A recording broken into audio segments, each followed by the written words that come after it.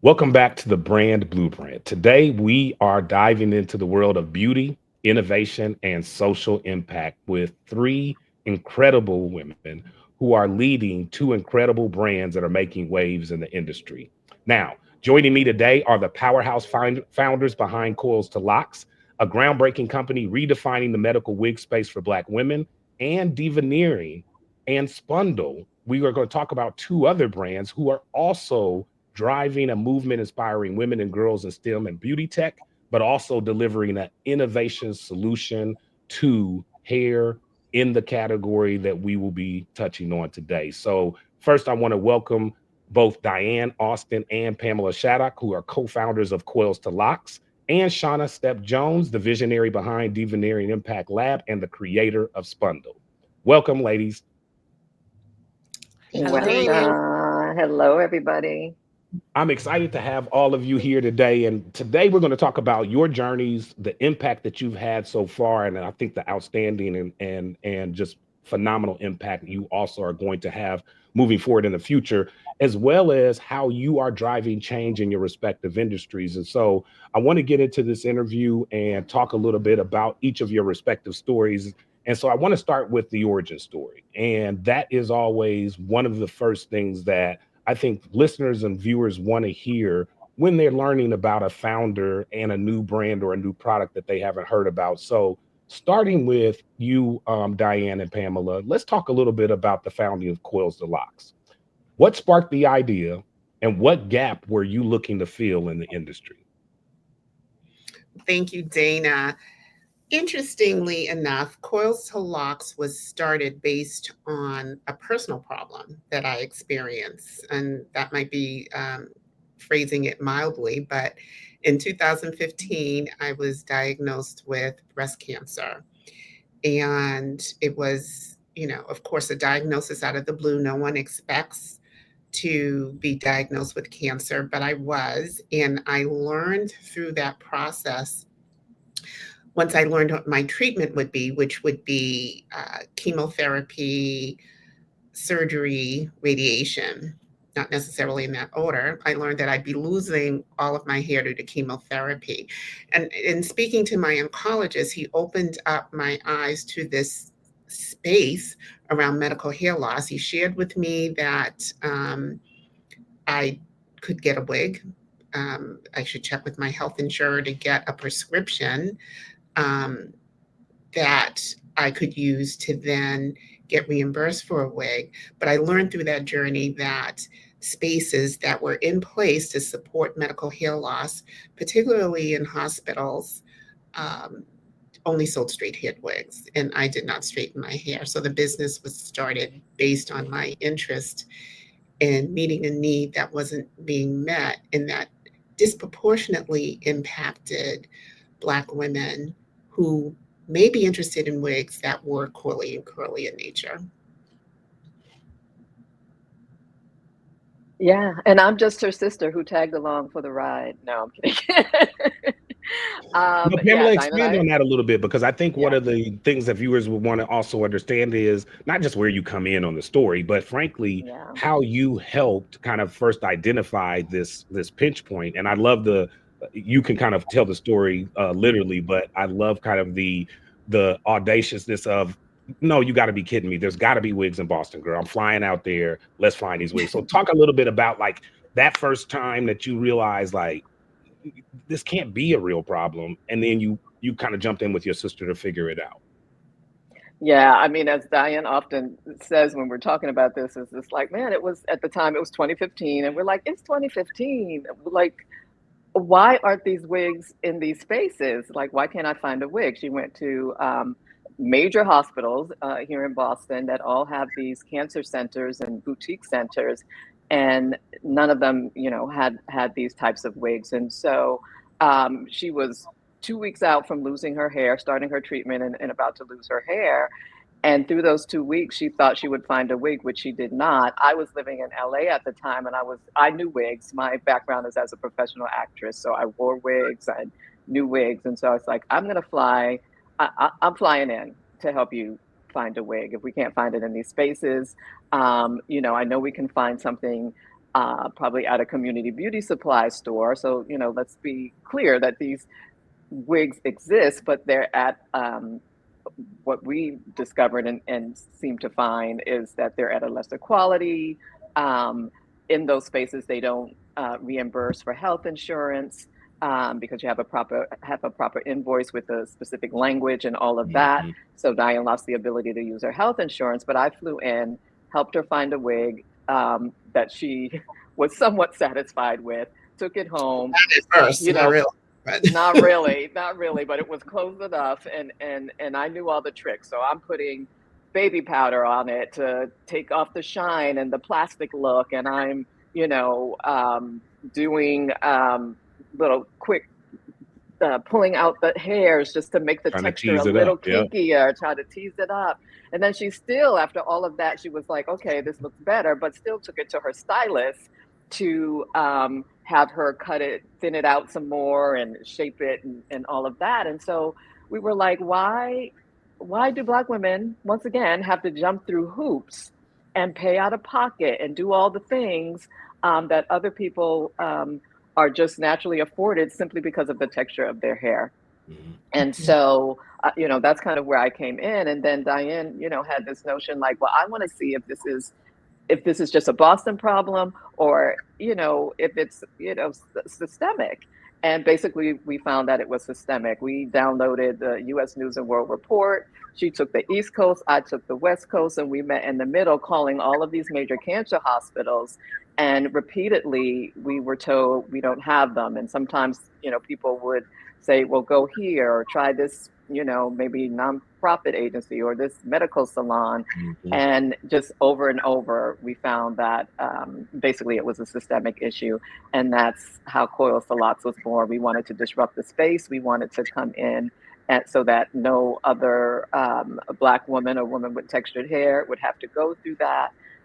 Because again, it was 2015 and we're like, Black women were wearing their hair we're going in droves over to wearing their hair more natural, more educated about their textured hair and wanting to flaunt it and go back and forth because you know how we do. We one day it may be straight and the next day we want to go back to our curls and those sort of things. We basically wanted women to have the option if they wanted a textured wig to be able to have it in those spaces, use their health insurance, have a dignified experience, and all of that.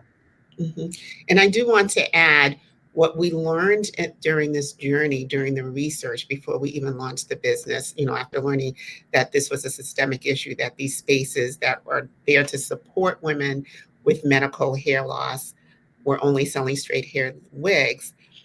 Many of the hospitals that we talked to revealed to us that they spoke to regularly to these major wig distributors. There are several major US wig distributors that have a lock on this market. And they asked specifically for these highly textured wigs. And they were told repeatedly, no, we don't have those types of wigs. They weren't even open, it appears, to looking into it. They were just told, nope, we don't sell those. Nope, we don't sell those. And so we've had hospital boutique administrators tell us, I've been looking for 10 years for these types of wigs. Someone told us 20 years. Someone said, I've just been looking for years. And these are, you know, those who are aware of the issue because their patients were asking for these wigs. We're trying to get these wigs. And many have expressed excitement because we're here. Like Coils to Locs is meeting a need that these major US wig distributors, I'm going to say, are refusing to meet. And that's amazing. I mean, because thank you for providing the audience with the background and the origin story of Coils and Locs, because I think it's important for just the audience to understand that you were addressing a need that you personally experienced, but in your research, you quickly found out that this was a systematic issue, right?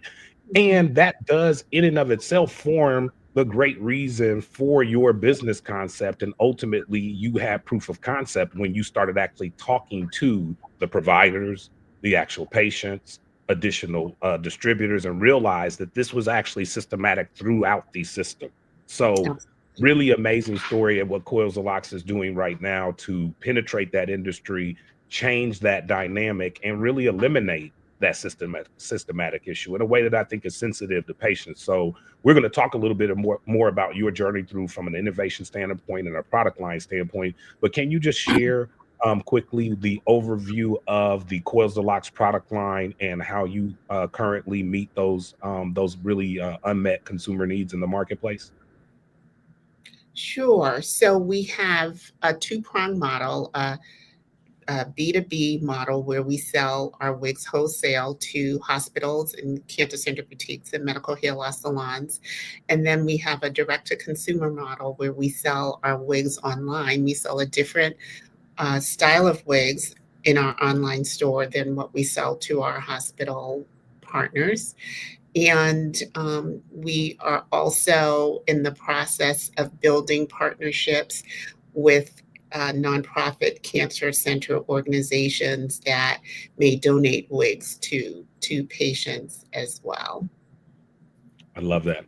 I love that. And we're going to talk a little bit about your community and social impact side of the business. And that's one of the things I want to make sure the audience recognizes about all three of these beautiful Black female founders.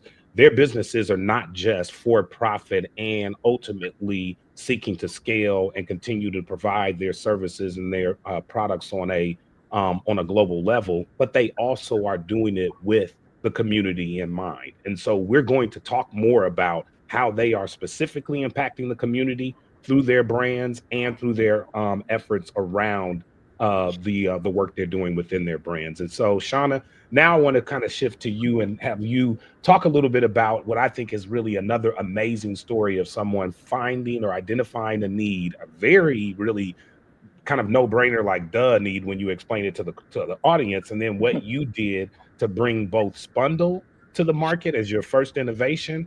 And then we're going to talk a little bit about Divaneering, which I think is just a fantastic continuation again of that social impact portion of your brand. So tell us a little bit about yourself and about Spundle and how that first became a product that you felt you needed to bring to the market. Sure, sure. So I'm Shawna Stepp Jones. I'm a hardware engineer. I'm from West Baltimore, and I am the proud inventor of Spundle. Spundle is a ultra fast wig and weave dryer that dries detachable hair pieces in less than 30 minutes, depending on the length, texture, and density. And so we recognize, well, I recognize a pain point in this $6.4 billion wig and weave industry. First, as a person, as a woman who wears wigs and weaves, similarly like Dianne, having experienced the problem myself, living in Atlanta, I wear my hair blonde, and I had to take my bundles to my stylist the day ahead of time so that she could wash them, dye them, and they would be completely dry before installing. So this looks like a trip of 45 minutes to Midtown. I was living in Atlanta, so 45 minutes to Midtown, drop the bundles off, go back home, go to sleep, let the Another bundles dry 45 minutes. hours, and then drive back the next day, get my hair installed. So just like I said, being and working in innovation, I'm a former patent examiner. You get curious and you get inspired as you're working around a bunch of technology. First, before everyone sees it. So as a patent examiner, you get to see this technology firsthand. You get inspired, you get curious, and then naturally, as an engineer, you solve problems. So I'm like, this is a really good problem to solve because one, I'm experiencing it. And then as I looked around into different salons, I would see women having like jerry rig contraptions up for trying to solve the same problem of drying hair The tradition of our wigs. community, right? We gonna figure it out. We know the job Right. has got to be done. We just gonna rig something up to get the job done. Right. We are very resourceful people, just period. We have to be. Hmm. And so, Hmm. again, this is a lack of innovation problem. Women women, people in general, are wearing wigs and weaves now more than ever. But the Hmm. styling tools are not evolving as quickly as the techniques We now have frontals, lace fronts. You have invisible lace. You have all of these ways of installing hair, but you don't have a simple dryer for detachable hair pieces. It's going to save folks time. So what the problem looks like for stylists, it's a lot of time. It slows down their productivity. For celebrity stylists, Pamela may can attest to this, Mhm. but working on set, that means that they're buying multiple wigs, or they're literally drying them outside of the movie's trailer just to shoot the next scene. And then the medical hair loss community. So this is the first time that you're dealing with the loss of your hair, something so sacred, and now we don't have styling tools to help you maintenance it. So a huge, huge, huge problem that I seen was ripe for innovation, and I'm like, I'm gonna solve this. So essentially, Spundle is what our value proposition is that we're building a dryer for detachable hair pieces. Like, that is the difference. We're not trying to make a wig dryer. I mean, a dryer for hair that grows naturally from your head. We Mhm. actually want to make it Mhm. for detachable hair pieces, and we have. So Mhm. so far, oh, I'm getting ahead of myself, but I wanted to also mention how unique Spundle is. So not only from a hardware perspective is it innovative and going to save you time, but because we found out how to dry these wigs and weaves really fast, we are looking to offer a new category defining service: 1 hour drop off dry cleaning for wigs and weaves. So imagine Mm. you wear this $500 unit to the gym, Yeah. but you have date night. Now, with a Spundle at the salon or in your home, you can quickly take that wig off, maintenance it, and get ready for date night. So these are the types of innovative ways that we see Spundle really impacting the industry. We see Spundle not only just being in style in salons, but we imagine Spundles being in fitness centers, hospitals, Mhm. airports, And wherever the Shawna, wigs. let me just jump in and just give you a quick vote of confidence there for all the men who have women in their lives who wear any sort of weave or hair pieces. You are doing us a service in a couple of ways. One is by speeding up the preparation time of said date. We actually might make it to the dinner spot on time or relatively close to time. Like, we love y'all coming out looking whipped and fried and dyed, but boy, does it take so long to get to that look. So you saving us time. The other thing you Mhm. saving us, for all the brothers and all the men out there who have experienced this, is now I no longer have to walk into the bathroom and see what I thought when I was just probably half asleep was maybe like a small rodent or something hanging from the top of the shower curtain. I now know it's your hair. We're trying to dry out quick so we can go out to said date later, probably an hour late. So I'm Absolutely. all for Spundle. I'm advising all my male friends as soon as this hits the market to make sure you put this under the Christmas tree. Matter of fact, I buy one for the house and one for the gym so you can make it in and out of both of them places on time. I love it. Innovation is definitely for everybody. Thank you for that cultural clarity for my fellas out there, and anyone who's just not really appreciative of this market. Oftentimes, when I'm out here trying to raise funds and trying to really educate investors who don't look like me on the problem, I Exactly. have to give them that cultural clarity so that they really can Mm, understand how this problem, one, is a profitable problem, but this problem is a huge problem for folks that if we could solve it, Very much it'll so. be great for everyone. Yeah, and one of the things I want to follow up with you on that kind of origin story, and thank you for giving us that transparency on how you got to the original idea. But I also really appreciate how you, in a way, kind of expanded and pivoted and thought about this dry cleaning idea and bringing the service, to the people. It feels like a blow dry bar for your weave, right? Like, instead of you having to worry about doing it at home if you don't necessarily have the time or the facilities or space, you can find one of these locations and actually get it done. And the point I think that you both are driving home as founders is you are providing and trying to provide a solution to the problem and trying to meet the consumer where they are versus necessarily saying, hey, here's a solution. In Coils of Locs cases, come find me, which is a big hassle when you are going through cancer treatment, medical hair loss, treatment, you don't want to have to go deal with, now I got to go drive all across the city and get my sister to fly cross country and spend $600-700 on a plane ticket just to find the solution.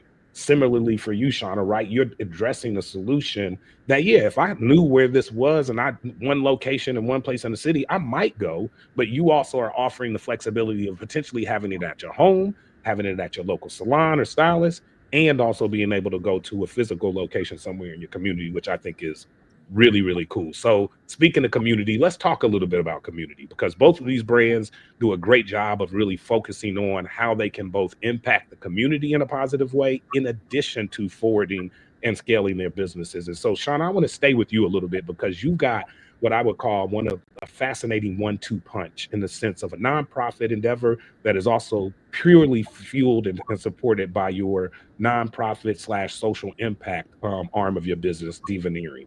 So, talk a little bit about Divaneering and all of the really cool things that you are doing under that umbrella to forward your connection with the community, but shoot, also to forward the community. Yes, thank you. So, Devineering Impact Lab is a social impact for-profit business. When we first started way back in 2013, we started as a nonprofit, Hmm. and it was my platform for Miss Maryland Plus America. So it was a way for me to go in rooms with young women, not just as a beauty queen, but also as an engineer, and really provide them with a relatable role model that was in STEM and really try to engage their minds with culturally relevant ways of learning STEM. So it started back then, but as you are trying to impact community, that nonprofit model for me was hard to get Hmm. the right teams and resources in place. So I switched to a for-profit social impact business once I finally raised the funds to deduce Spundle to a physical product. And I found that it would be a really cool way to disrupt the perception of women in STEM by using hair and beauty tech because it's a problem that women and girls are already familiar Hmm. with. As a Hmm. hardware engineer, when I was being educated at Morgan and even at Hopkins, the problems and projects that I was exposed to engineering were not very relatable. It had a lot to do with the aerospace and things of that nature. So Spundle is a really cool way to get our girls interested. And so what we do is we have relationships with Baltimore City Recreation and Parks. We have relationships with other organizations outside of Baltimore. We've been in Atlanta, we've been to Abu Dhabi. But what we do is we teach girls STEM and innovation through fashion, health, and beauty. What that looks like is chemistry through cosmetics. So we make lipstick out of crayons, so expose them to chemistry. We expose them to electric circuits by making LED jewelry. So just really cool ways to captivate a young lady's mind. And that's on the K through 8 level. On the high school Love level, that. we're trying to give them opportunity and economic empowerment. So we teach them our curriculum. And then not only that, we bring them in on the innovation of Spundle. We teach these high school young ladies how to speak, how to pitch.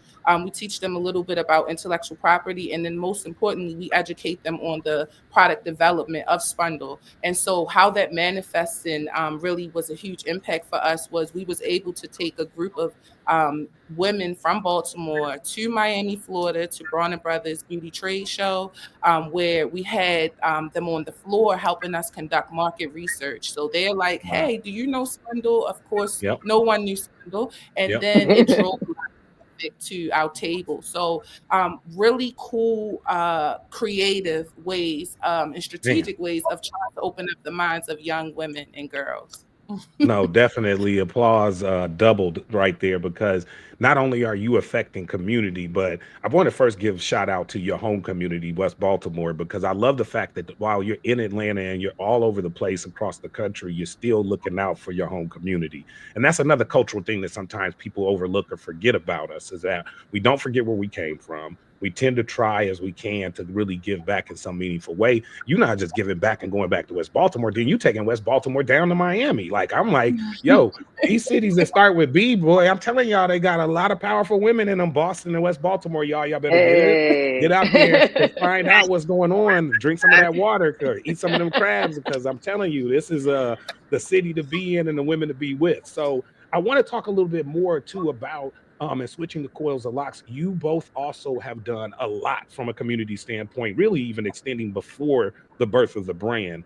But now that you also are working within the brand confines, you're finding ways to engage with hospitals and community outreach as well. So talk to us a little bit about what that works look like and what initially inspired you to go that route as well. Well, first of all, I want to jump in there and do a double applause to Shawna, because I've heard Shawna speak before. I've been in rooms with Shawna before, but every time I hear her story, I'm just like, man, I ain't doing enough. But thank you, sis. We're doing a lot. I know. Thank you. But I didn't know, Dianne, it seemed like you were ready to jump in, so I'm going to let you go. Sure. So the community engagement aspect, Dana, as you mentioned, really started at the same time that we realized that we wanted to make an impact and really impact this disparity in medical hair loss spaces that is related to wigs. So as someone who was diagnosed with cancer, out of the blue, there was no history in my family at that point of anyone having really any type of cancer, and learning that my diagnosis, like it was almost a year to the day that I had a mammogram, the year prior, and there was nothing there. Wow. And so what was emphasized by my oncologist and my team is that, I learned that I had an aggressive cancer, but it was caught early. And because it was aggressive, I had, the series of treatments that I had, but what really touched me was early prevention.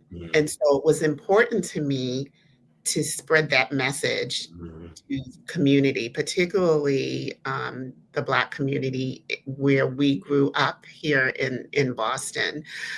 So I recognized that there were like so many of these support groups out there that focused a lot on the more depressing. What you call depressing. I was going to say, she always like, these are depressing topics. Palliative care and, things that, it's important for you to know. But what about combining like the importance of early detection with a piece that nobody was touching on, which is the health, wellness, and beauty part of it. So, I wanted to really be able to speak to communities about both of those aspects. So in terms of the early detection, I got involved in the community health centers. As a guest speaker around, issues around health disparities and the importance of early detection and mammograms, and just, getting your physicals and ways that you can get healthcare if you don't have good healthcare like I had, because that's another barrier. It's easy for, someone to get in front of a room of people in the community and talk about the importance of early detection and getting your mammograms and why that's important. Definitely important topics, but it's also equally important to sort of understand and recognize that everyone may not have that privilege. Right. The disparities are real, right? And I think to your point, the message is being proactive versus reactive, right? And you stepped out on not just the faith that you understood what the problem was, but that you fully understood where the problem was, right? And I think that's sometimes missed in the efforts that both of your brands are making. Is we find that there is a problem and the consumer needs a solution, Sometimes, though, we unfortunately create a solution that somehow then can't reach the where the problem is, right? And I think what you just said there, similar to what Shawna's doing by going back to West Baltimore. I mean, she could easily stay in Atlanta. Are there communities in Atlanta that need that help and that would want her help and assistance? Of course there are. But I think Shawna's attitude is, and I think, you know, having lived in Atlanta and lived in other cities as well, is there's probably more need for somebody who fully understands my community's needs back where my community is, right? And I think similarly, that's, Pamela, where I hear you saying that you initially hit the ground and said, let me go out and find ways to like legitimately make a difference in my community every day. And I think we'd be remiss without even letting you share that specific message. And so I do want you to just give that prevention and that proactive message to our audience today. What is that message that you were going out and making sure everybody understood about early prevention? Mm-hmm. Sometimes, you know, we may not go to our doctor because we don't have health insurance. So there are, like in the community, there are community health centers. There are mobile vans that several of the hospitals, definitely here in Boston, and I'm sure in other communities, have to give people access to healthcare providers, access to mammograms. So looking into, like, if you don't have the health insurance, looking into community health centers and actually hospitals that may have programs available for those who are underserved in this space, but also understanding the why it's important to go to that annual physical, why it's important to get that mammogram, why it's important to, like, if there is something that's unusual that's happening with your body, to not ignore it, to get it checked. Yes, it's scary. You don't want to, be told that, that, I don't know, stomach pain that you have might be something else, but not knowing is worse. You want to be able to catch anything that might be there early enough to be treated. So when I got my diagnosis of breast cancer in 2015, that was the same year that I think it was the CDC was advocating skipping a year in terms of mammograms, that people don't need to have mammograms every year. And I'm glad that messaging just sort of went away. But that was the year that there was a lot of 2014, 2015. And I remember thinking, well, I'm not skipping my mammogram, not even expecting that they'd find anything. Amen. You know, I wasn't expecting anything. But if I had listened to that messaging that year, I don't know that I'd be here talking to you. I love that. I love that. I love that advice. My, the cancer was way back in the chest wall, like, and luckily I had a very good radiologist or technologist, radiation technologist, that was able to detect it and find it. So it wasn't in a good place. And if I had skipped a year, I mean, it would have likely have spread or metastasized or something. So I just feel like my story is sort of it has a good ending, but it's a cautionary tale about why it's important to get tested and not skip these routine types of procedures that are available to us. And if we don't have health insurance, we have to be self-advocates and see what's available in our communities to help us. Agreed. And I think, I mean, I'd be remiss if I didn't say, like, to double down on that point, even where you don't have it, I think there's also, it's upon us who do have it to use it, right? And some of us are in systems like the military where there is insurance available to you. You do have the services, and sometimes just because of attitude or influence, you don't go. And just quickly, I think Dianne and Pamela both know this story, but I actually lost my mom to breast cancer 10 years ago. But I'm thankful that she was actually active in the military in her 50s, serving in the Iraq deployment. And because of her deployment, she was able to discover that breast cancer as a routine physical that she had to take on her exit out of active military service. Now, my mom admittedly had not been going to the hospital or a doctor on a regular basis for years. And it just so happened that out of what at the time our family felt like was a real catastrophe to have her deployed in her 50s overseas, having never been in the active military, never really traveled out of the country, to go do that. But unfortunately and fortunately, it ended up saving us as a family financially, and the military, call it umbrella, that they provide to their soldiers is just so fantastic that she ended up being able to get top-notch treatment throughout her fight with cancer. So despite the fact that she ultimately lost her fight with cancer a couple of years later, I always tell that story as a follow-up to what you're saying, Dianne, is that don't take what you have in terms of resources for granted. And if you do have an opportunity to go get that one check, so what, you haven't gone for the last 5 years? So what, you haven't gone for the last 10 years? Go. Take that opportunity if it's offered to you and go. Now, in that same breath, as we talk about community and a lot of the passionate things that you both have done, I want to actually talk a little bit about the connection and where you guys started, because that also, I think, is another really cool and important part of your community story that I want to basically share with the audience. And that is where you both met and how you got involved in that organization. And the organization I'm talking about is WE Build, and how that organization is supporting women of color in the community on a full, US level to do the great things that you both are doing as founders. So if you want to share a little bit about your joint origin story. Sure, I'll Yeah. go first. Yeah. So I had the absolute pleasure to meet Pamela and Dianne in Tulsa, Oklahoma, home of Black Wall Street. We were both Shout out to Tulsa. Yeah. yeah, shout out to Tulsa. We were all invited to participate in an activation that was spearheaded by Building Tulsa and Forbes the Culture. And so it was a collaborative activation, and we came together and I met them.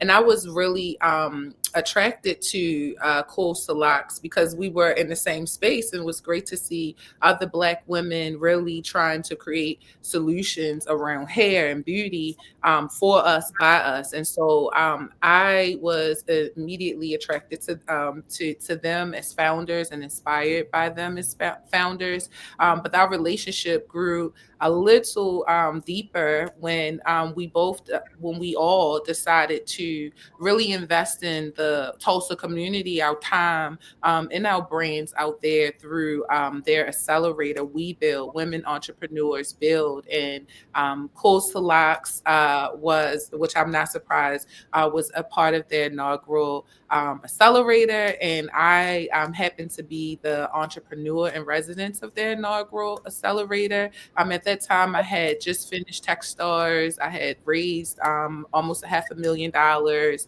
I had my prototype. So I had, had advanced in some levels that I felt like I could employ my knowledge into other women builders. And so Another I'm way gonna to give let back to the community. Now you giving to Oklahoma, you in Atlanta, you in Baltimore. Okay, keep going, keep going. yeah. So I want to leave some of the story for Pamela and Dianne, but we really got to get closer and really dive into each other's businesses and that interaction. And I'm going to go ahead and pass the mic to you all to fill in.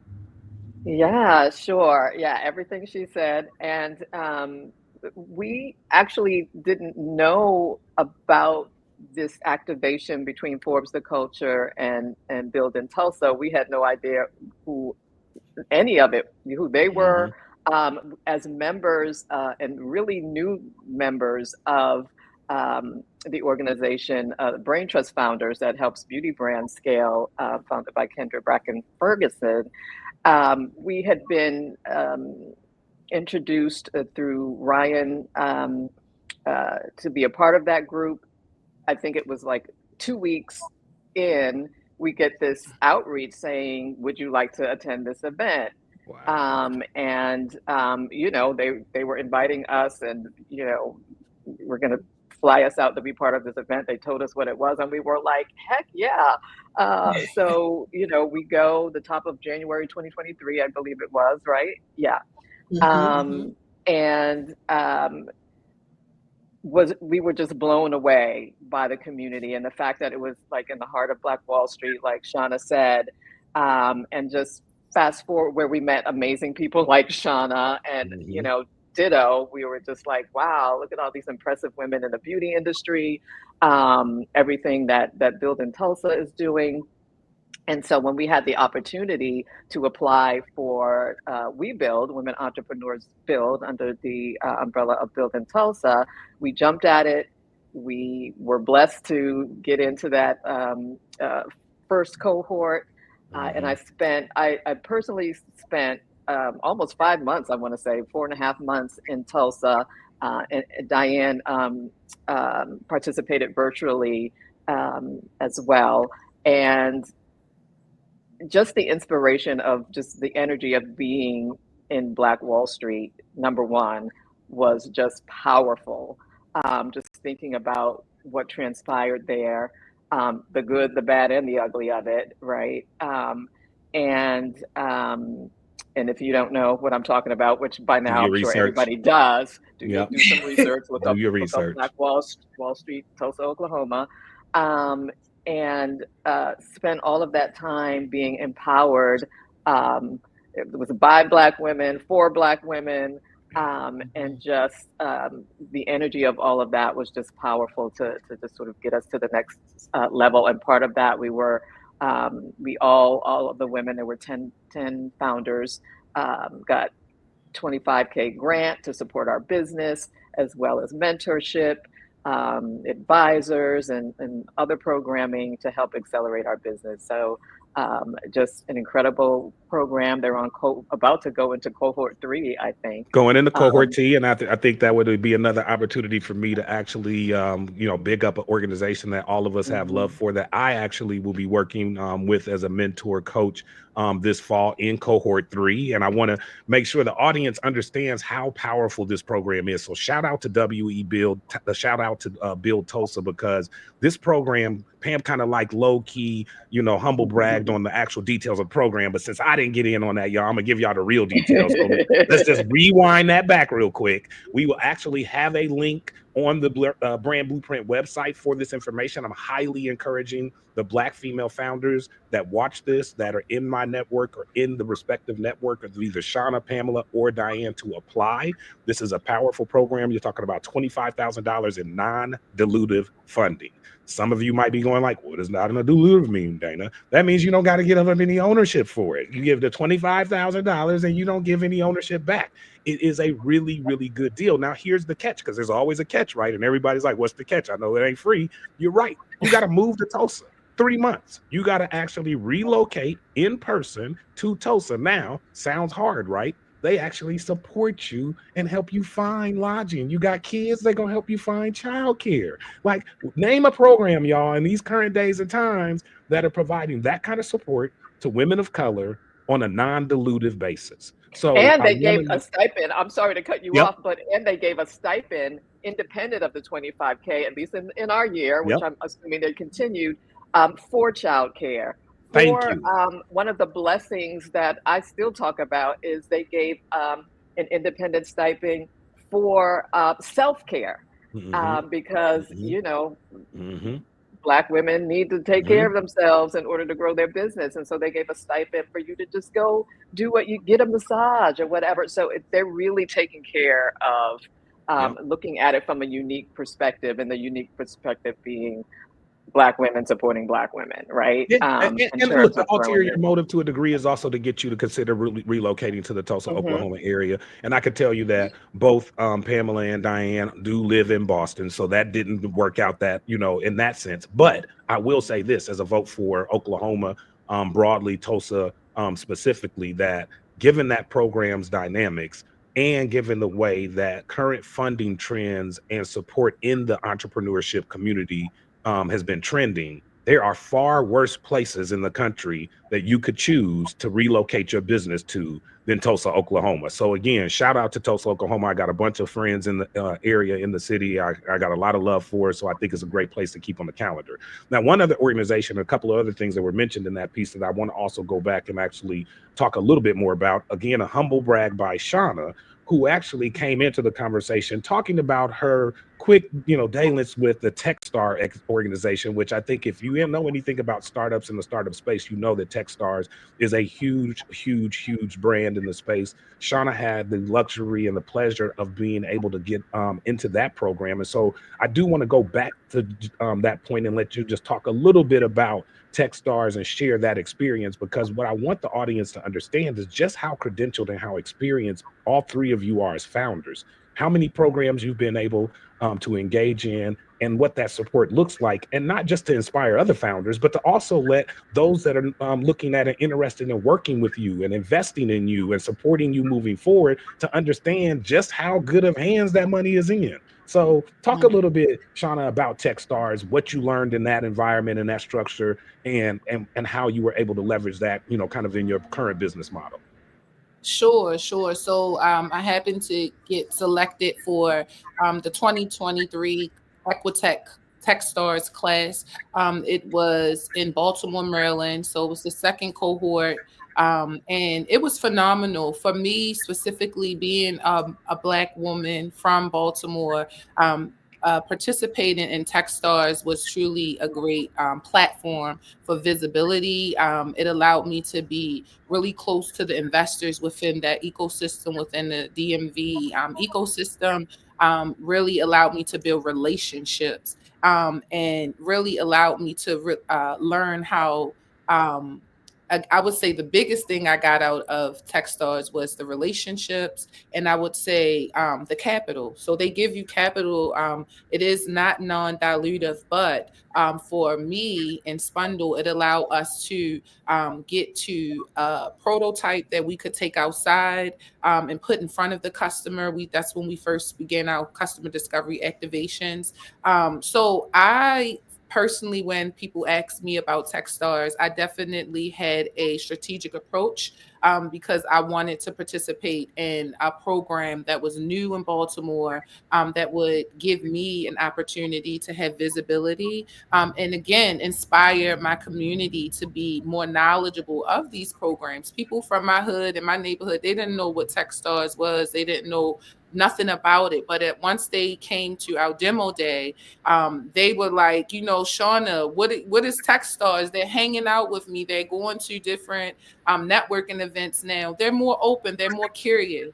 And so I that was my Techstars experience. But I do love their model of give first. I do feel like it is a give first organization. Anytime I needed anything, I can ask someone that participated in Techstars, and almost always was connected to who I needed to be connected to.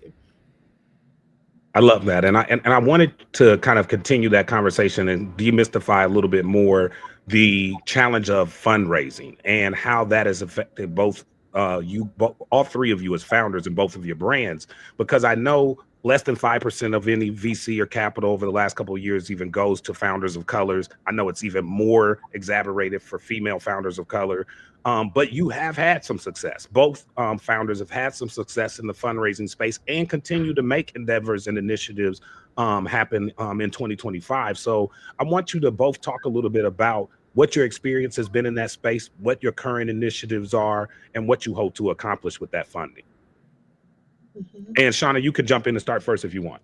Okay, no problem. So again, like I said, I've been able to raise almost $500,000 in VC funding, mainly from two investors, Techstars and Rare Breed Ventures.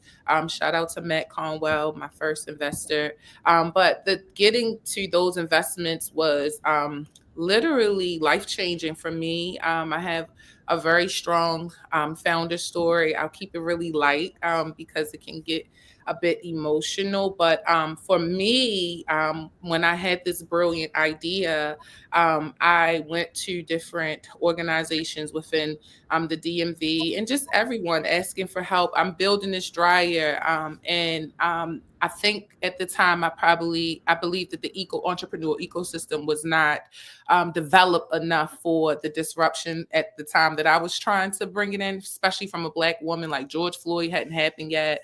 All of these social things that I believe drove a lot of capital to Black founders such as ourselves, and visibility at the same time. So I'm saying pre that, I was going around trying to get the funding, was told that I was too early and I didn't have a product yet. And it's like, well, that's the whole purpose of me asking you for some capital. And so I also, working as a patent examiner, I was faced with another unique challenge. You cannot file for a patent and be a patent examiner. You have to leave the office and be gone for 1 year before you're even eligible. So we're talking about an opportunity.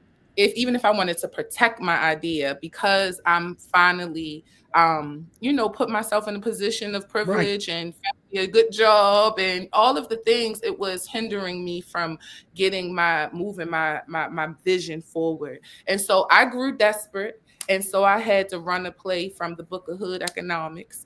And that's where I love that. I pulled a couple of pages myself. So tell me which page yes, was that? Page 16. It sounds like you turned to. So tell me what you did. yeah, where you use what you got to get to where you're trying to go. And so what I decided to do was become a surrogate mom. And I gave birth to twin boys. And that's how I raised my first 5 figures to get my concept built for Spundle. And from there, I captivated the heart of Matt Conwell, my first investor, and he gave me my first $250,000. So for me, I literally gave birth to this Yeah. idea. Really had Real some skin in dedication. it. Real uh, dedication.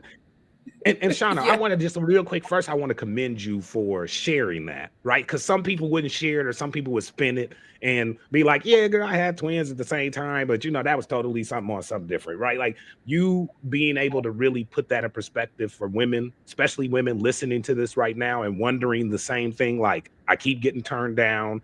I've got all of these, people telling me stick to your day job. Because Shawna, you had a good day job. Now let's just be real here. You doing really good on the day job front. And then you literally got a business idea that put your day job in jeopardy, which is crazy to me, right? Because most people are basically told right now in the entrepreneurship world, keep your day job, right? Like that's one of my main pieces of advice. I get people call me all the time. Dang, I got this great idea. I'm ready to jump out there and do it. And one of my first things is keep your day job.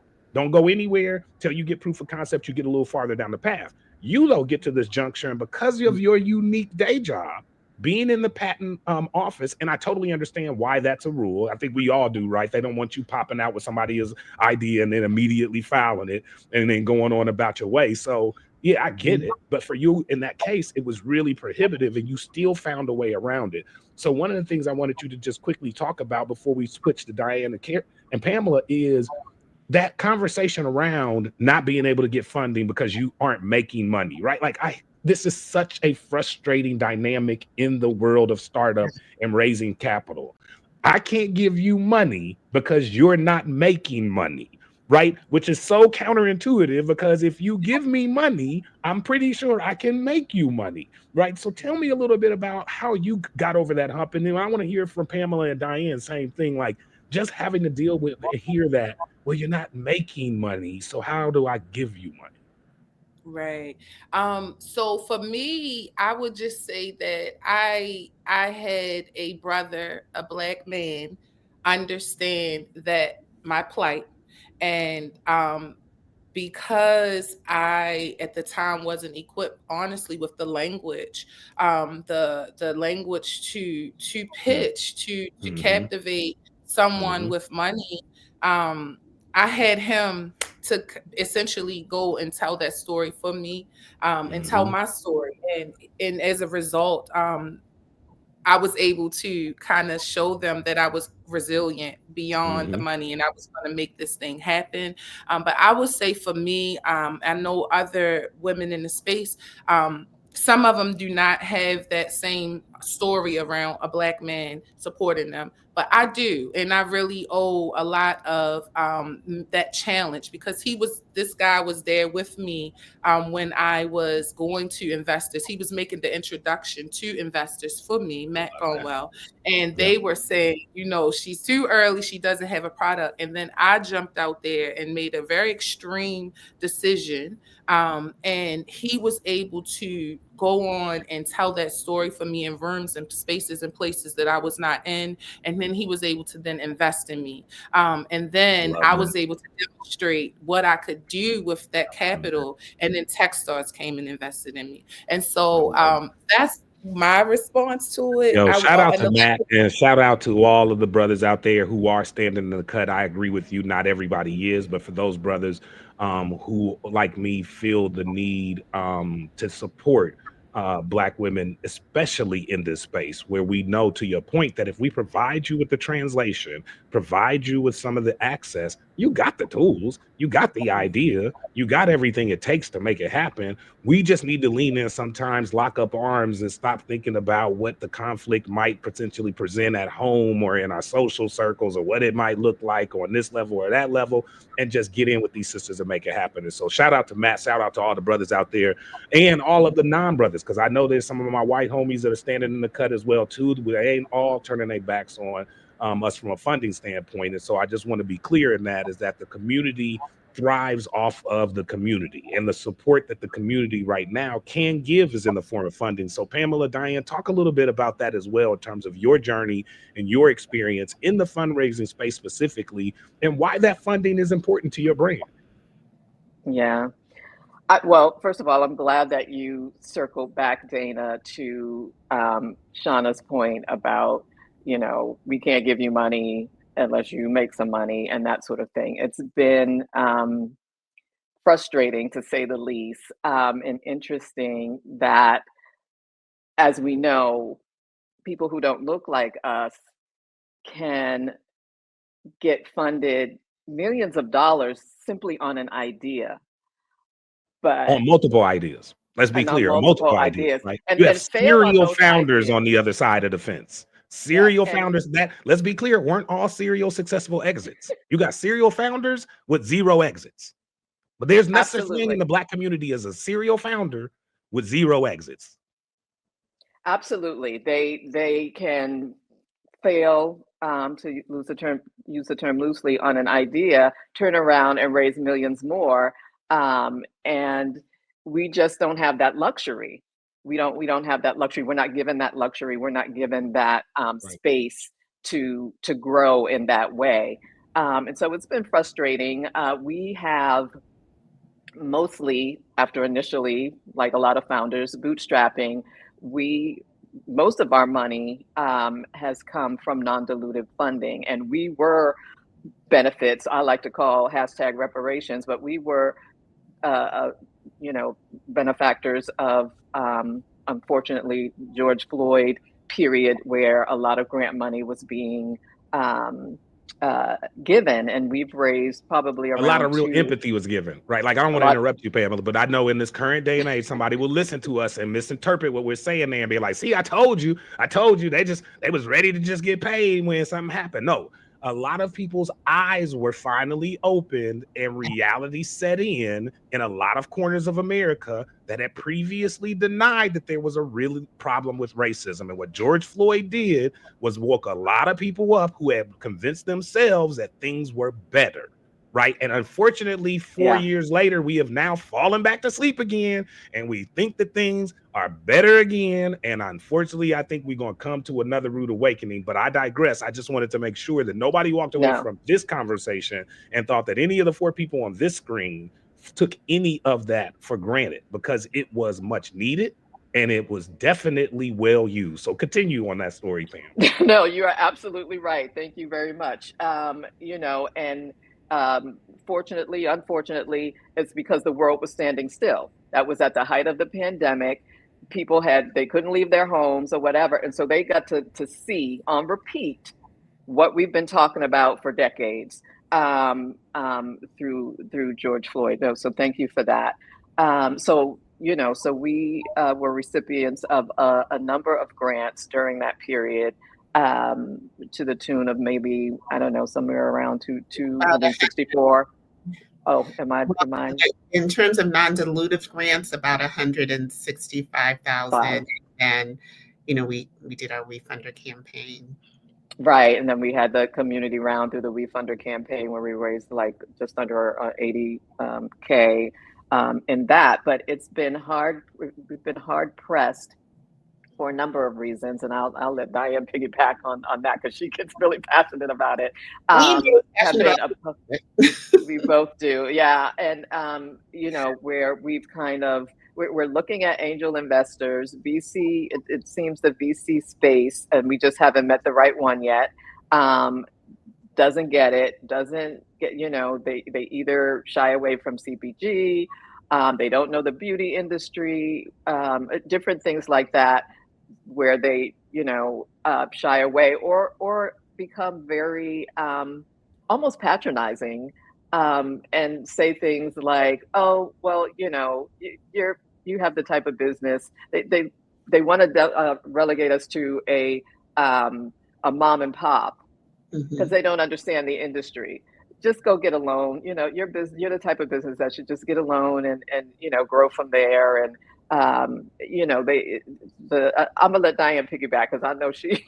Yes, it's very frustrating to hear. Like, we're in rooms, as Pamela said, we've talked to VCs, but not in a formal way. We've just been in spaces, networking spaces, where we meet VC types and we talk about our business, and almost to the person, they've been very patronizing and dismissive of our business. Why can't women just go to a beauty supply store to get a wig?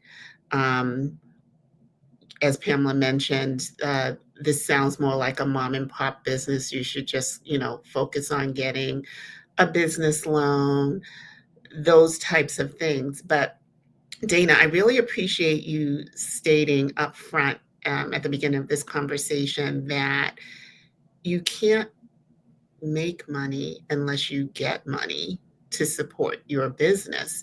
So one of our challenges has been getting enough money to really grow in this multi-billion-dollar business.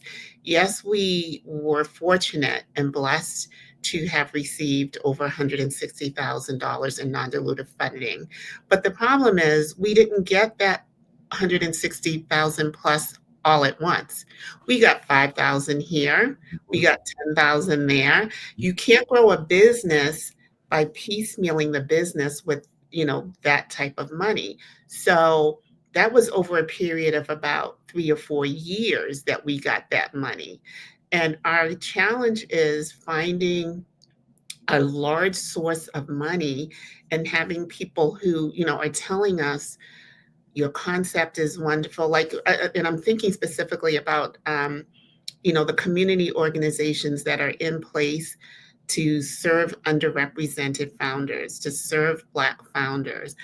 We've been in those spaces where, yes, you can get really good loans, and we have gotten some loans from those spaces, but some of those spaces also offer different types of investment options that would potentially allow us to get, let's say, $250,000 in one lump sum.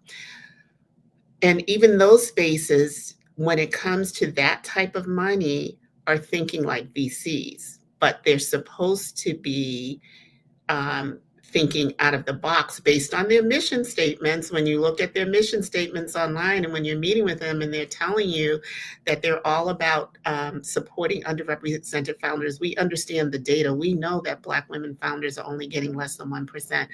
Oh, we love your proof of concept. Oh, you're in 26 hospitals, you've done this, you're getting that kind of feedback. Come back to us when you're making $500,000, and then we'll talk about considering giving you money. Which conceivably you may not need it at that point. Exactly. And Right. so, but they're supposed to be in place. Like, we're not just like even we're at this stage where it's not just an idea for us. We have strong proof of concept, and we Mhm. still can't get even those organizations that are supposed to be in place for businesses like ours to take a strategic risk, educated risk on us because we're not making the revenue, but we can't make the revenue unless we get an influx of fundings. And that has been our challenge. And I think it's the challenge of many businesses like ours, with female founders, with Black, particularly Black female or Black founders. I agree. And I appreciate that in depth and thoughtful answer because it does take a lot of resilience and a lot of patience as a founder in the current investment and VC environment to just even get the attention of the right potential partner, right? So I appreciate and applaud all three of you for the work that you're doing in the space. And now let's shift to a forward-looking view. We've talked a little bit about your origin stories and where you came from. We talked a little bit about kind of what's going on now. Now let's talk a little bit about what's going on in the future for your respective brands. So, Shawna, you first. Tell me a little bit about both your plans for Spundle and Divaneering in 2025 and some of the bigger things that you want our audience to know about. All right. So right now we're at the intersection of Devineering and Impact Lab in Spundle. We found a very scrappy way to move our product development forward. Again, it's hard to raise in this environment, even for myself, even having a product, even having some interest from VCs. So I still need to build. We only have one prototype. We're really close to finalizing our design. And so we've connected with the University of Maryland. We are sponsoring a capstone project with their mechanical engineering students. I'm so excited because I actually have a team of 5 females, Wow. mechanical engineers, yes, Mhm. and I'm able to leverage their gifts and talents. And so essentially, they're working with me to optimize our airflow system. So they're working with me to prove out my design for that. Ultimately, when we get when we finish this project, we will end up with a smaller spundle, a lighter spundle, and we'll be very clear on our cogs for spundle, because we are literally building this thing and flying in it at the same time. So that's where we're at with Spundle. That's a 14-week sprint. We're going to be showcasing the new version or this iteration of Spundle May 7th at the Engineering Expo, University of Maryland Engineering Expo. We also will be having Spundle showcased at the Beauty Hub, which is in Catonsville, Maryland, where we are going to be showing our technology to a salon suite. And we're Wow. hoping to build up our pipeline of early adopters there. And then over the summer, we typically give out our internships. And so that looks like becoming either a Spundle operator, a Spundle technician, or a Divaneering lab tech. So there's 3 options that we provide these young ladies. And I'm just looking forward to continuing to blaze these trails, to continue to uplift my community. And finally, I promise y'all, this is my last shout out. We have an event, Introduce a Girl to Engineering Day, which is Love it. February 28th. And that's where me and one of my community partners will have a parents' night out style event where we'll be exposing girls to structural engineering through hair design. And then they'll also be doing some digital fabrication and sewing and making their own bows, and just accessories for their fly outfits. So definitely, if you know a young lady in the DMV area, Yeah. you may or may not, definitely register. But if you don't, we have opportunities for sponsors. So we have a network of young ladies. And if you want to sponsor one of the young ladies in the DMV to attend our event, we would greatly appreciate it. I love it. I love it. We will definitely again be sharing the details of this information on all of the associated platforms. But I would, be remiss if I didn't circle back and really big up Shawna for doing something that I think is again out of that scrappy book of how to make things happen from the hood. And this, really cool. I think people kind of heard it and probably didn't hear it, but her partnership with the University of Maryland on a capstone project, which is basically delivering research and development, which I'm not sure if the audience understands how critical that is to a business model like Shawna's. She's got to continually innovate and continually find ways to improve her product. And that requires money, it requires time, and it requires smart people, right? Like you can't innovate with a bunch of dummies. You got to do it with smart people. And Shawna has been able to not just take her brilliant mindset and intelligence, but just essentially almost multiply it through this capstone partnership at a minimal cost to her brand. So it's something that if there are founders and brand owners listening and scratching their heads and trying to figure out, man, how do I get research and development done on the cheap? How do I figure out a way to partner with somebody so I can kind of move my brand forward from a research and development and an innovation standpoint? The capstone project partnership could be a very viable way for you. So I would definitely encourage you to continue to follow Shawna on all of her respective channels and learn more about that as well. Now, switching gears to Pamela and Dianne, similarly, I know you guys have big plans for 2025 as well, for the brand and for your outreach efforts. Tell the audience a little bit about what you guys have in store. Yeah, we have a lot of things in store. Congratulations, Shawna, again on everything that you're doing.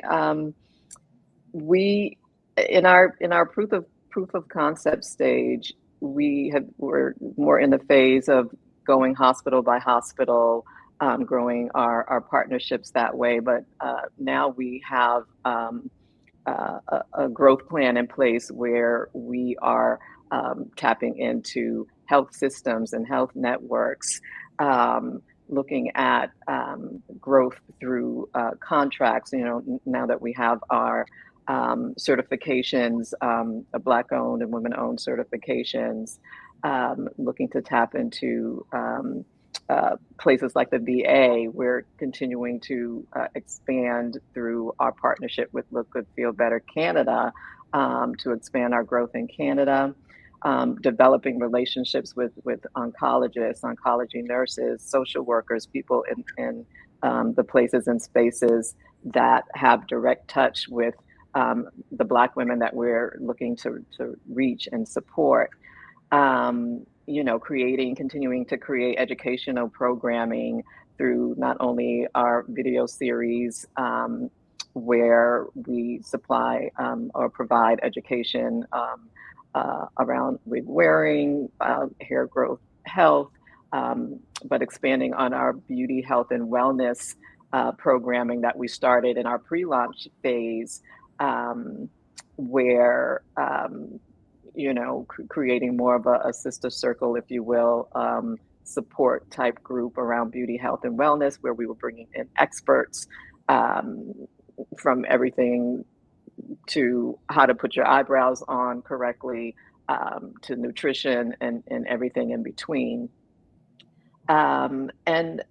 We want to unfold, and I'll let Dianne jump in here too, because I'm probably forgetting something, but maybe talking about the ambassador programming that we're looking to do, but definitely being more visible in the community. Mm-hmm.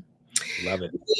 We've spent a lot of time in community-related programming and projects like guest speaking opportunities. I've been an active member of an organization called the Pink and Black Educational Network, which is part of the Boston Health Commission since I've been a member since 2017. And our mission is to raise awareness of how to prevent cancer, the importance of, things like mammograms and many of the things that I talked about earlier. So we're continuing to be actively involved in those spaces, community spaces as well. We are looking at ways to add augmented reality to our website. Wow. To make the buying experience for people who are on our retail side and potentially the hospitals as well that have online stores, Mm-hmm. a little easier, and meeting your consumer where they are. Yep, absolutely. We're looking to expand our wig line. I mean, we, as Pamela mentioned earlier, we bootstrapped this business, so we had to be very deliberate and be honest, but quite honestly, limit the amount of wig styles that we have. But there's a demand for um, different styles, and we know that we're a little bit behind the eight ball in terms of like lace fronts and things like that, but we had to start where we were. Like, we knew what's available, but we had to start. And and Yeah. and to that point, real quickly, Diane, it's because we initially started in the B2B space on the wholesale side, and at the hospitals, they're not looking for lace fronts. They're Mhm. looking for the most part those traditional wigs, That and ex- the only difference being that our wigs don't have combs in them. They have a silicone grip to keep them in place because women with no hair have nothing to grip, different things like that. But on the B2B side, they weren't looking for that type of those trendier things. But now that we're selling direct to consumer, we know we need to catch up in that area. Take it away, Diane. Absolutely. Mhm. So there's a lot of business development activity, and we're about to start a crowdfunding campaign, our second crowdfunding campaign, which we hope to be fully launched by the end of this month. We're in a soft launch now, so people can invest if they so choose. But in terms of the heavy marketing and the official rollout, that will be at the end of February, first week in March at the latest. So we have a lot happening, and I didn't mention, we are using the WeFunder platform for this crowdfunding campaign, and then the other big piece for us is the start of our nonprofit arm. One of the things that has been really important to us is to be able to give back in terms of literally um, giving free wigs to those who may not be able to purchase wigs for whatever reason. Mhm. Um, and so we want to start a nonprofit arm um, in order to get funding to help support free wig, I um, love that. the gifts And of it's free. just fully extension of your mission, right? Like your mission is to serve that medical hair loss community. You are doing it in a for-profit way and still extending beyond that to still support the community that can't meet you at that financial price point for whatever reasons may be affecting them personally. And so I love that. I mean, this is again demonstration of three women who are finding ways to extend themselves beyond their brands, beyond their call it core focused to also extend to reach the community in various ways. And so, ladies, I really appreciate the transparency and you sharing this with you with our audience. Now, before we wrap up, I do want each of you to provide a bit of just ending advice to the audience. And I think in each one of your cases, you have endeavored to do great things across a long period of time to move the ball forward for each of your respective initiatives. Can you give our audience a little bit of advice about how you would advise overcoming and fighting through those challenges when they're trying to move their innovative idea or product forward? Sure. Oh, Go, please, Shawna, go right ahead. okay, no problem. I would start with telling those founders that it's a mindset thing, and that I would remind them of Jay-Z's Paper Planes ethos. Greatness is a process, and Yep. it really is. I think that when you understand that, you embrace resilience, you find a way to be scrappy, you find a Mhm. way to be creative, and you blaze those trails. Like, no one is really saving us, and this is we're living in a very revolutionary time period where you can lead the revolution with innovations, but it starts with your mindset. It starts with believing in yourself Yep. when no one's clapping for you. It Yep. starts with being resilient. I know these young folks, they love instant gratification, but this business world ain't a place for instant gratification, especially not for us Black folks. So No, it's I would just say open up your mind, get a little tougher. Business is competitive. Business is not for the faint of heart. And so when you step into it, know that it's going to require resilience. Know it's going to require creativity, and it's going to require toughness, and it's going to require you to fail so that we can hmm learn.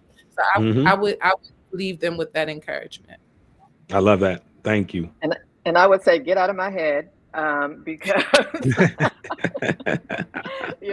but that's how my wheels were turning as well. I mean, the old saying, like, how do you eat an elephant one bite at a time, right? hmm hmm I was thinking the same thing. We live in a world, not just young folks these days, of instant gratification because of social media, because of how fast technology is moving, and things are coming at us, and what we see on social media, as everybody's doing it but us, everybody's making it happen and having success but us. But I'd like to say that a lot of social media is smoke and mirrors, and people, and not that people aren't doing great things out there, some people, but they're also showing you the good stuff, right? So know that there was a journey for them, for most people, to get there, to get that accolade, to get, that funding, to have the success that they may be having. It was a journey. It didn't happen overnight. Don't care what nobody says. It did not happen overnight, and it's not.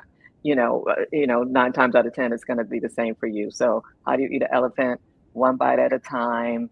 Mindset is so important. You have to believe in yourself, and believe that you can get there. And then, you hear it all the time, but you hear it all the time for a reason, is know your why.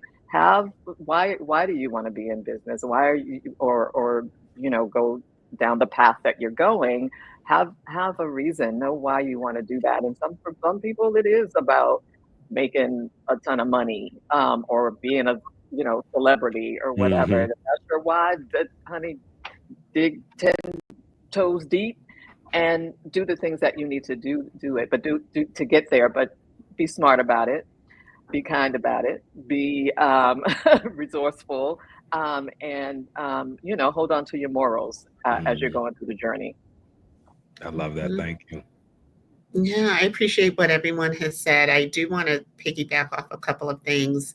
Um, you know, um, Making money is not a dirty word. So hmm that's what I think you often hear people talk about, um, their mission and, their passion for the business, which we all talk about, which we all have. We have a social impact business, but we're also a for-profit business. And so you can't be afraid to make money or feel like it's a dirty word when you're in rooms talking to people about your interest in serving your community.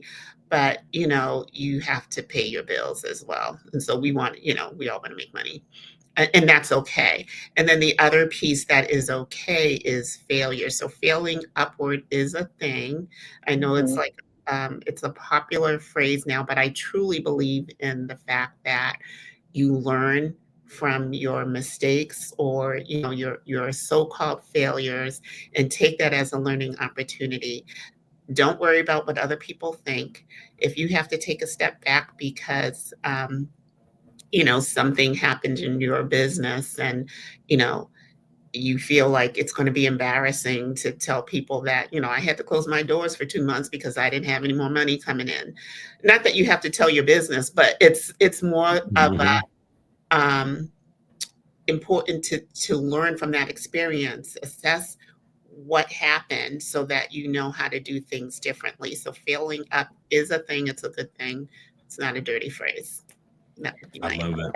that. Exactly. And just quickly, I want to add too, is especially for Black founders and Black consumers, let's support one another.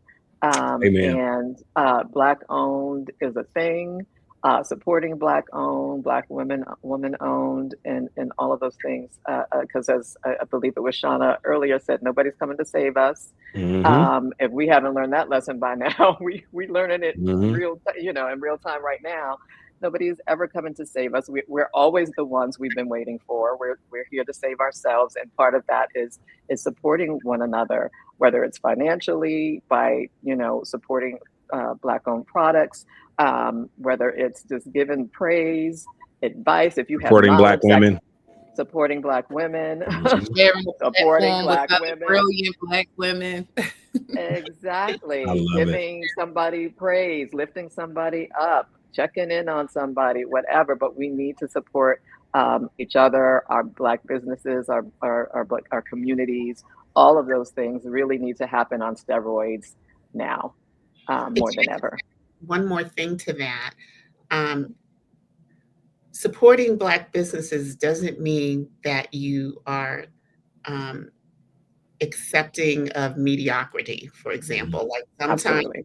this belief that when someone is saying support Black businesses, we're saying support us no matter what. Just like any business, you want to support those businesses that have the products that you want or doing things that you believe in. But you Impacting the community in ways that you can both see and feel. absolutely, Value I think it tends to be this sometimes perception that either we're asking for something that um, no other businesses are asking for. Every business Mhm. wants you to support their Mhm. business. Two, we're also, there's sometimes a tendency to be um, less forgiving of Black businesses. Bingo. There's, you know, if someone doesn't, and I'm not saying that this is okay, but you reach out to a business and you don't hear from them for 2 days. See, that's why I don't want to shop Black, because like it took them 2 days to get back to me. Whereas other businesses can, follow you around the store or do all those things, but you're going to go to another business that's not Black owned and give them that chance, right? But it's like this paint. Sometimes there's this paintbrush that Mhm. you hear other people Mhm. talk about, Mhm. um, and like unrealistic expectations. Like I remember we had early on when we opened our online store. I remember someone posted on social media, "Well, these prices are really high. This can't be a Black owned business because if it was Black owned, they'd be giving us a discount." Something along that line. I'm like, really? It's like, that kind of mindset is The hookup mentality. yeah, it's not helpful. And I'm just putting that out there because I'm not painting this, uh, folks with a broad brush. Yep. Those are the kinds of things that are real. It's a reality. Um, and so that's something that people need to like, it's a mindset thing, like Shawna was saying, in so many different ways. It's another mindset piece. Doing business with Black owned businesses is not a negative. I love that. And I want to just again thank all three of you for some really great nuggets there. I mean, one of the unifying themes that kind of coursed through all three of your comments is this, sense of having the resilience to first understand you are on a journey. Like it is not a quick bus stop to the next block, right? Like this is a journey, whatever analogy you want to use, whether it is stairs you are climbing or a long road you are driving on. You are on a journey that you don't not only need to have confidence that you will make the journey, but you actually need to know to Diane's point where you're going, right? Like where are you going? And then have the confidence to make the journey, because I think both Shawna and Pamela said you will fall down, you will fail, you will have some bumps in the road. And I don't know anybody who's ever been on a journey, a drive from Atlanta to New York, got a flat tire in Charlotte and said, you know what, I'm turning around and going back to Atlanta. This ain't worth it, right? So if y'all jump into business and you think that for some reason that you're supposed to drive all the way from Charlotte to New York and never have not one issue, and if you do, oh God forbid, you got one issue, you're gonna turn around and go back to Atlanta, then entrepreneurship is probably not for you. You got to understand that resiliency is a prerequisite. And I think the other thing that the lady said that I really appreciate them doing on this show today, share this with founders, share this with people in your circle who need to hear this, which is being transparent and willing to say when you make a mistake, what you learned from it, and then sharing that back with the community and others who are on the same journey as you. And that's what these ladies are doing today. So applause to all three of you for really coming on and making your platforms and your respective journeys available and accessible to people in the community to learn from and to be inspired by. So I am inspired by all three of you right now. I'm ready to, on a Friday afternoon, to go out here, start another business myself. I'm just sitting here thinking like, maybe start me a quick LLC before 5 o'clock hits. But before we wrap it up, I want to make sure that the audience can both do two things. One is I'm super excited about what all three of you have going on this year, especially with respect to your funding initiatives. Black folks, especially Black folks listening to this, here's an opportunity to invest in equity in brands that you can actually share and take a part of their journey. You've heard from these three founders. You see how cool all three of their brand concepts are. You see the dope things they're doing in the community. These are brands that you want to take part of, you want to support, and you want to follow and support it and share with your friends alike. So we're going to make sure that they have all of their respective links on the show notes in this episode. So whether you're watching YouTube or you're picking this up on any of your other favorite platforms, just scroll down or look at the show notes information to get the various links. But if you're too lazy to do that, or you're in your car or something moving around, I'm gonna have the ladies give it to you, so you can't say you didn't know where to find them after the show. So Shawna, why don't you go first and share your platforms in the various links and places they can find you if they want to reach out and learn more about how they can support you. Sure. You can follow our journey at divaneering.org. That's divaneering.org. That landing page will take you both to our impact business as well as our startup on all platforms. Instagram, it's Divaneering. If you're looking to look at my personal lifestyle, it's The Divaneer. That's TikTok, Divaneering, everything Divaneering. I love it. I love it. Make sure you check her out on all her platforms. And again, a little bit of humble brag there. You can check out her personal lifestyle. What she really meant to say is you can go get inspired by what Shawna's doing on the personal side as well as the professional side, because as she already mentioned, her hustle does not stop. So I think when she said personal versus professional, it's going to be hard for you to tell the difference, other than the fact that you find yourself inspired on either platform. So make sure you go check out all of her respective platforms. Now, Pamela, Dianne, give us yours as well. I love it. You can find us at coilstolocs.com. That is COILSTOLOCS.com. You can find us on all social media platforms. On Instagram, it's Coils to Locs Wigs at Coils to Locs Wigs. On all other platforms, it's just strictly Coils to Locs. And again, COILSTOLOCS, because I want people to, there's no K in Locs, no K. But we're on LinkedIn, YouTube, Instagram, Facebook. I'm trying to get better at TikTok, but you know, we're on that platform too, and Pinterest as well. So, anything else, Dianne? I don't think I left anything off. We have started our crowdfunding campaign. You can find us at coilstolocs.com/fund. Fund being FUND. And we have a soft launch. Folks can invest now, but we will be rolling out our full-fledged launch by the end of the month. Love it. And so you can find Dianne speaking. Oh, I'm sorry. I was going to say, you can find Dianne speaking in March. Tell them where you're speaking, Dianne. It's the topic is 98%, and it focuses on a lot of the funding topics that we spoke about earlier today, the difficulty and challenges of funding, and how individuals can make a difference by being angel investors and funding in businesses like Spundle and Coils to Locs. So and we that's can the put Institute. That's what the Institute for Entrepreneurial Leadership. All right. Well, listen, I think we have really had a great show today and a really great conversation. Again, we'll share all this information on the respective platforms.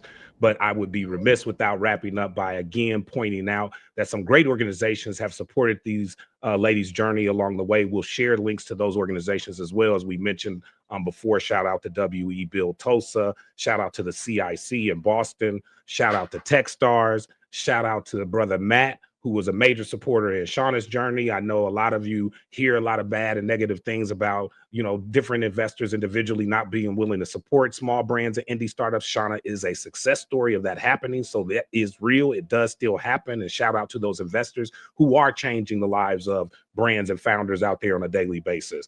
And again, we want to make sure we want you to share this with everybody and anybody who can benefit from learning more about the respective brands that were shared on the show today: Coils to Locs, Spundle, and Divaneering. So we are excited to bring this content to you. Continue to follow these ladies on all their respective platforms and look for more exciting content like this from them in the future. Thanks again. This is Dana Ammon signing off with the wonderful founders of both Divaneering and Coils to Locs. And we want you to make sure you go out and support these brands wherever you can. Thanks again. Thank you.